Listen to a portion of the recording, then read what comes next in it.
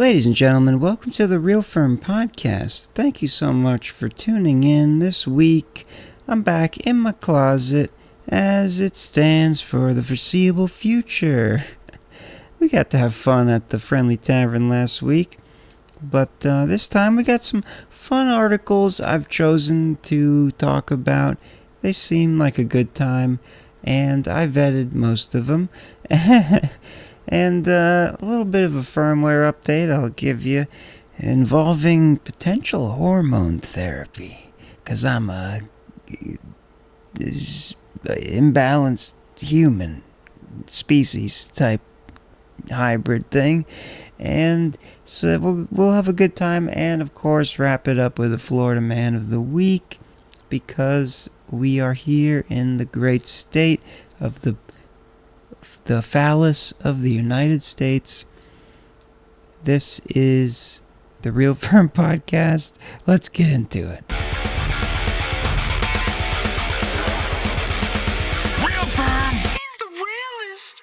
So, if you haven't noticed and you watched the videos, or you've seen me in pictures or whatever, live streams, you may notice that I have the muscle mass and bone density of a teenage girl, and I have had this stature for my entire adult life, and I'm 31. Also, the facial hair of Johnny Depp, which is cool, I'm into that, but and the lack of energy and severe depression and anxiety of anyone alive today. No, but there's the firmware update is that I maybe soon, potentially, if the tests go right, be on testosterone replacement therapy, which I feel like is going to, I don't want to say solve all my problems, because you can't, but from the testimonials I've heard of people with extremely low testosterone getting it back in balance, I feel like a new man. All my depression and anxiety went away, and all the studies and everything. So I'm finally, because I've been tested and multiple times, I've known this for a couple of years, but it's now recently that I'm really reaching out. Like, something needs to change. If you don't know, the total testosterone is the main marker. There's other ones that I still have to be fully tested for, but my total testosterone is 170 something. I believe nanograms per deciliter is the unit of measurement, the dimensions. And the normal range is 500 to 1,000 or something like that. So I'm what the physicians would call in a state of hypogonadism or something like that. So you may, in the coming weeks or months, I may have a transformation of both physical and mental prowess, which is what I'm hoping for. I just don't want to lose my hair, and I don't want to turn into a crazy sex addict fiend. But we will soon find out. These are jokes, but no, but it is serious. I think that's where I just thought that was a fun thing to bring up, because people talk about it a lot, and that's really how I heard about it. And when I got tested, now the cause of why I have such low testosterone is complicated. I don't want to get too into it, but I've always been a late bloomer in my early teens, and I never developed facial hair very fast, and I never grew bone density. So maybe there's a genetic thing that's inherently there, but I highly suspect it has something to do with early teen and throughout young adulthood, specific drug abuse of a specific kind that is notorious for impeding the production of testosterone. You can do the math on that one without me having to say it out loud. I've said it before in other forums, maybe on the podcast at some point. But if you know, you know. It is what it is. I'm good. Everything's fine right now in that regard. So yeah, stay tuned to witness my finally turning into an actual man at the age of 31. And so for the rest of this, that was so weird. I had to bring it up. For the rest of this episode, we will be delving into fun news articles that I've found, because until I find somebody interesting and fun to talk to, and the times line up and the spaces line up, because I can't bring anyone here, this is what we have to do. So as I peruse the news feeds of my algorithm's feedings, mainly Google News stuff, I find some articles that are very much in line with my interests, or are just straight out fascinating. On top of the Florida Man of the Week, the Florida Men in general, but we have one that's I'm going to get into second, which is music related. You might have heard of this if you're into AI music news. But first, let's start out with a fun one, because we're going to end with a fun one. This is a popular science article. The headline is, "The dye in Doritos can make mice transparent." And it is wild. I'll put the picture up for the video. It is very bizarre. Let's just read a little bit of it. X-ray specs and invisibility cloaks are the stuff of sci-fi and fantasy, but sometimes science is just stranger than fiction. A food dye that helps give certain sodas and snacks their hallmark orange hue renders mouse skin almost completely see-through in a reversible, potentially non-toxic research method that could transform medical and scientific imaging. So first of all, this has implications for actual medical science advancement, which is cool, and potentially non-toxic to the mice. Or maybe it's referring to potentially non-toxic in the human eventual thing. I don't know. Potentially non-toxic research method. That, yeah, seems like it's saying the mice are fine, but they die all the time. So what are we saying here? Because of a counterintuitive fundamental physics principle, I like the sound of that, tartazine, also known as yellow 5, can temporarily turn biological tissue transparent to the naked eye, as described in a study in September 5th in journal Science. So, are they implying at the top that the yellow number 5 may be useful in making technological advancements in medical and scientific imaging of biological tissue? I can imagine imaging medical procedure where a person is injected with medical yellow number 5 solution and their skin turns transparent. Like, what the? That's what it seems to be implying. Let's continue on. So far, the scientists behind the new discovery have used the method to see the organs in a mouse's intact abdomen, glimpse the pulsing vessels surrounding a rodent skull, and to get an exceptionally clear view of muscle tissue through a microscope.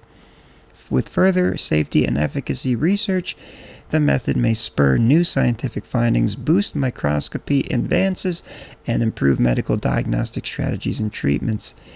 That picture is, wow, non-invasive and reversible approach achieves tissue transparency. All from Doritos. I mean, yeah, I guess the headline's a little sensational. But, yeah, the dye in Doritos, Doritos isn't the thing that makes them transparent, but it's the dye in it, of course. Same dye. It's not full clickbait. Quote, "I instantly looked at it and went," small quotes, "oh my God, this is revolutionary," says Christopher Rowlands, a senior lecturer and biophotonics researcher at Imperial College London. Rowlands wasn't involved in the study, but wrote an accompanying perspective article on it after he acted as a reviewer for the research. In optics, we spend an awful lot of time trying to increase by how well we can see into tissue by 20 to 50% or 50%. These guys come along and they annihilate the boundary by a factor of 10. The most advanced current optical imaging, non-invasive, and not relying on radiation techniques might allow a scientist to see a couple of millimeters into live tissue, but the new method could make detail more than a centimeter deep visible to the naked eye. That's really cool. This is actually way cooler than I didn't read the whole thing when I first pulled it up, but yeah, this is the dye that makes Doritos orange can make biological tissue visible to the seeable eye. Jesus Christ, visible to the naked eye, centimeters deep. That's very awesome. Complete optical transparency in the red region of the visible spectrum.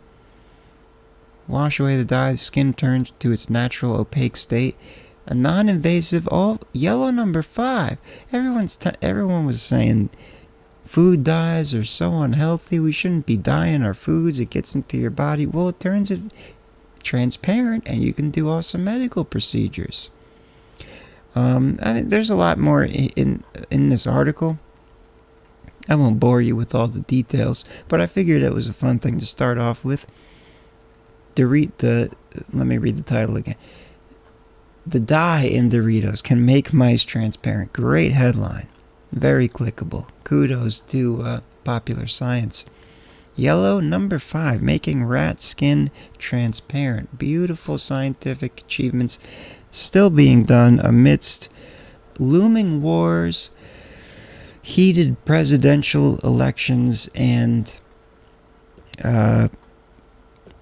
potential AI / alien invasion. You know, it's always comforting to know the most important and fruitful of scientific discoveries are still being made.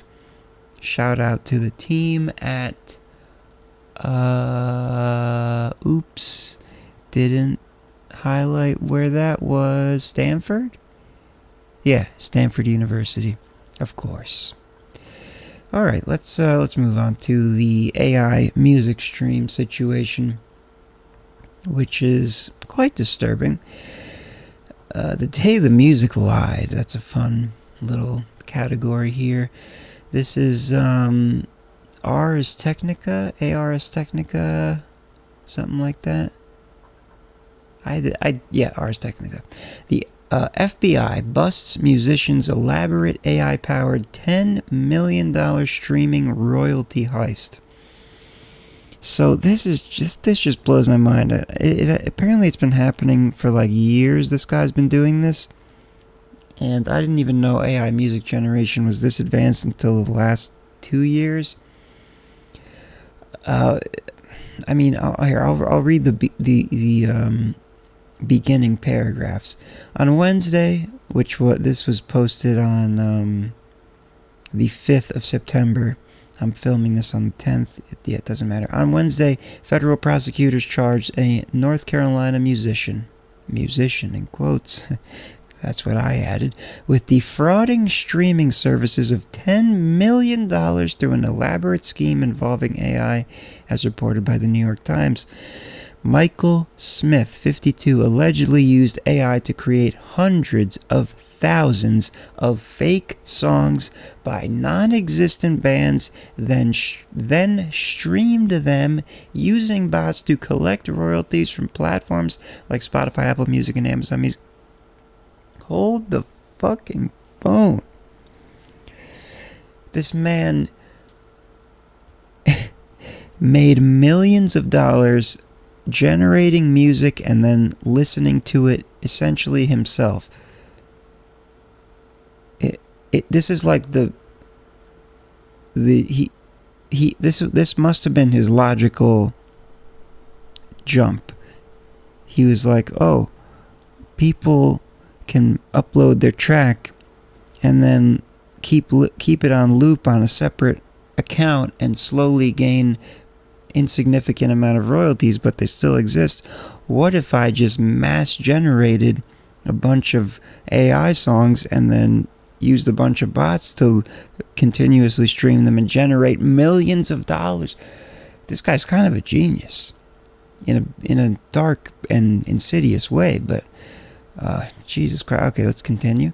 While the AI-generated element of the story is novel, Smith allegedly broke the law by setting up an elaborate fake listener scheme. So the uploading hundreds of thousands of AI-generated songs isn't illegal, but fraudulent streaming bot situation is definitely against the terms of service or whatever of Spotify and the music streaming platforms. The U.S. Attorney for the Southern District of New York, Damian Williams, announced the charges, which include wire fraud and money laundering conspiracy. If convicted, Smith could face up to 20 years in prison for each charge. Smith's schemes, which prosecutors say ran for 7 years, involved creating thousands of fake streaming accounts using purchased email addresses. He developed software to play his AI-generated music on repeat from various computers, mimicking individual listeners from different locations. Oops, I just bumped the mic, sorry. In an industry where success is measured by digital listens, Smith's fabricated catalog reportedly managed to rack up billions of streams. This is bonkers. To avoid detection, Smith spread his streaming activity across numerous fake songs, never playing a single track. Oh my God, he fully masterminded this operation. He made hundreds of thousands of songs and then intricately bot streamed them in such a way that it went undetectable for 7 years. What the fuck? He also generated unique names for the AI-created artists and songs, trying to blend in with the quirky names of legitimate musical acts. Smith used artist names like Callous Post and Calorie Screams, while their songs included titles such as Zygotic Washstands and Zymotechnical. Initially, Smith uploaded his own original compositions to streaming platforms, but found that his small catalog failed to generate significant income. That's actually, to me, the darkest and saddest part of this whole story. So, hold on. So is it saying initially Smith uploaded his own original compositions? So this all starts from a man who decided, let me put my own music out there and see what I can do. Was immediately crushed by the competition and in the scope of everyone else's success. What might have been awesome songs, I don't know how to find what these original compositions are. Immediately was discouraged, like everyone that's doing it now. Not everyone, but a lot of. And then decided to commit wire fraud, according to the government. Oh my God. In an attempt to scale up, he briefly collaborated with other musicians, reportedly offering to play their songs for royalties. So he was right. He was like, all right, this is bullshit. My music isn't working. I'm going to just start scamming this whole industry. In an attempt to scale up, he briefly collaborated with them, reportedly offering to play their songs for royalties, though these efforts failed. This led Smith to pivot to AI-generated music in 2018 when he partnered with an as-yet unnamed AI music company CEO. Now this is where it gets interesting, because I found another article that names this as-yet unnamed CIO AI company CEO and a music promoter to create a large library of computer-generated songs. Okay, so, the rest of this goes into elaborate detail. Let me just highlight some things. In 2017, email to himself, Smith calculated that he could earn, so he made all these calculations in advance. He could stream his song 661,440 times daily, potentially earning $3,307.20 per day and up to $1.2 million annually. By June 2019, Smith was earning about $110,000 monthly, sharing a portion with his co-conspirators. The New York Times reports that in an email earlier this year, he boasted of reaching 4 billion streams and $12 million in royalties since 2019. he boasts? Bruh. When confronted by a music distribution company about multiple reports of streaming abuse in 2018, the New York Times says that Smith acted shocked and strongly denied any wrongdoing. Whoa, what? Insisting there was absolutely no fraud going on whatsoever. I wasn't planning on reading this whole... Okay, that's actually the end of the article. Good. Oh, because I wasn't... It was just so captivating to keep reading. Okay, so this cocksucker... I kind of respect him for the hustle, but it is an unrighteous deed for sure. So there's another article out of Billboard. On the same day. The headline reads, Boomy CEO listed as co-writer on hundreds of songs from accused $10 million streaming fraudster. Boomy CEO Alex Mitchell and music promoter Bram Bessoff, so that the music promoter that was unnamed as well in that previous article is apparently Bram Bessoff, are listed as co-songwriters on a number of the thousands of tracks used in a streaming fraudster's alleged scam. That's scheme and scam combined into one. When Mike Smith was indicted Wednesday over allegations, this is September 4th, Wednesday, over allegations that he used an AI music company to create hundreds of thousands of songs. Prosecutors claim that some of the money flowed back to that AI music company. This gets really deep. The indictment also claimed that Smith was in consistent contact with its CEO, but it never revealed their names. It goes so deep, but I'm gonna, because I kind of proofread this before, there's actually like a lot of, for example, typically customers for large sums of songs tend to be companies that are seeking cheap music alternatives, often for social media content. Other requests tend to come from unknown individuals outside of the US, especially streaming fraud hotspots like Poland, Ukraine, Russia, Vietnam, and Brazil. These parties are often denied. Two sources say it's surprising to see a CEO's name listed in the credits as a songwriter when these transactions occur.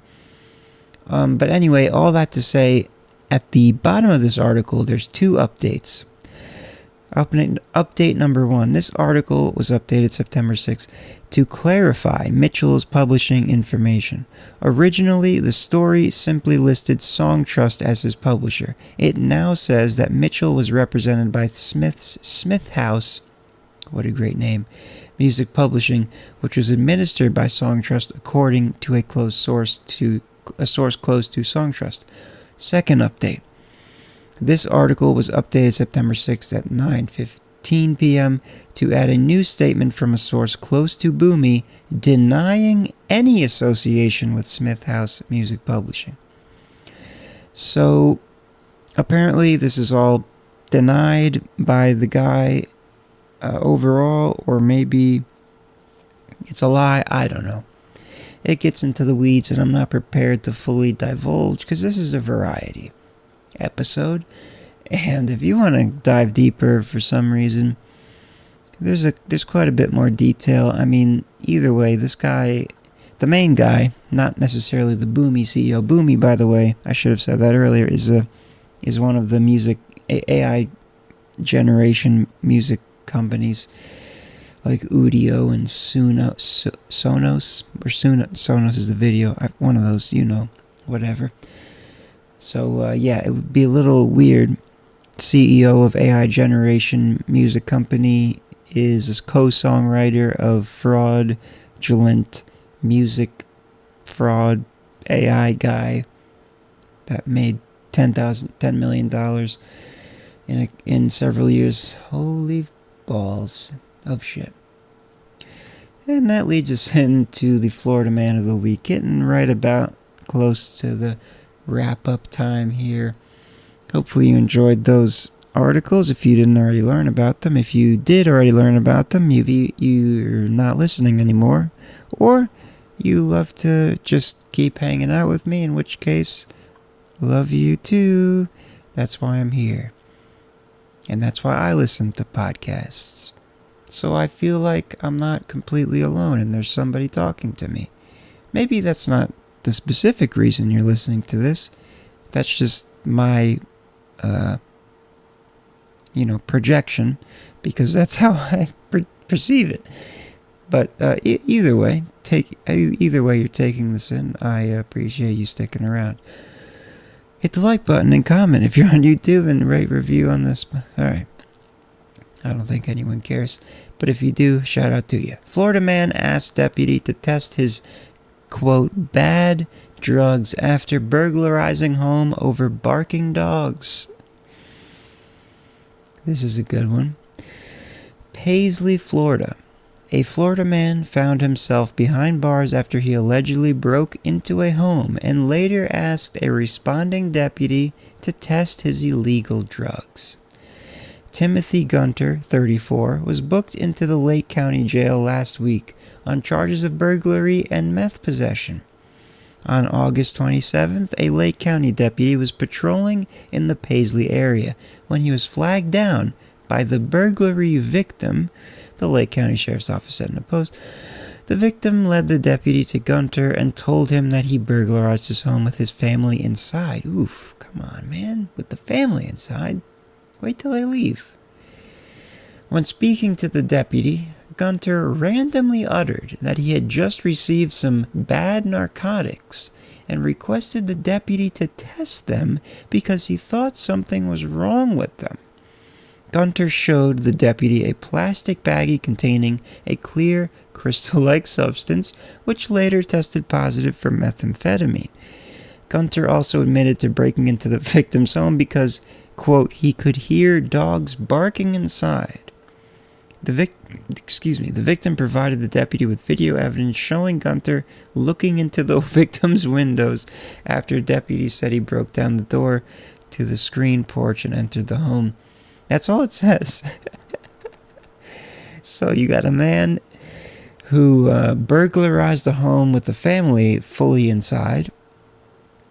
I guess he runs away. And then the victim flags down a patrolling deputy and says, hey, this guy just burglarized my home. Detains him. And this wonderful man, Timothy Gunter, says, I got some bad meth. If you wouldn't mind testing it for me, I think it's messed up and it made me go crazy. Oh, sure, let me test this for you. Oh, it's pure meth. Oh, okay. And why'd you burglarize the home? Well, I did break in, but it was because I could hear the dogs barking inside, and I just felt they needed to be rescued. I don't know what is. I don't know.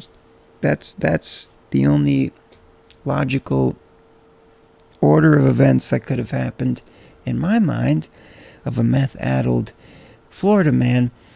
He's being held in jail on an $18,000 bond, which I doubt he will be able to afford. And I'm sure he will be sentenced to a long sentence. Maybe not that. But yeah, no, burglary with people in the home. It doesn't say the charges per se, or like specifically. But I could imagine breaking and entering. Burglary. Isn't burglary when... Wait, what? There's the... Damn. Oh, burglary is when... I thought burglary was when there's nobody there and you just kind of go in and steal shit. And then robbery is when you forcibly... Unless he snuck in. I don't know. I'm not a lawyer. I just remember learning about the difference a while ago and I can't fully remember. But shout out to Timothy Gunter, Florida Man of the Week, for just wanting to know if his meth was bad. He had a state worker, a government official, a police officer there. Figured he'd ask if they could test his drugs, his very illegal scheduled substances that he shouldn't be having on him, especially in the presence of law enforcement, to ask whether they're bad or not. And perhaps maybe he would get away with negligence to that his drugs were poisoned with some other substance that made him act in such a way so that he can plead insanity. I don't know what's going through this guy's mind, and that's why he's the Florida Man of the Week. Timothy Gunter, shout out to you. And that's it. That's what we got. Perfect 30 minutes here, just about. Thank you for listening, sticking around to the end especially. Hit the buttons, type the things, whatever. I appreciate you hanging out, and we'll speak next week. And eventually, I keep saying it, and it seems like it's a running joke at this point, but sooner or later, there'll be another guest, co-host, whatever, artist interview. It's gonna happen. It's on down the pike, or whatever the saying is. Peace and love. Stay firm, stand firm, real firm.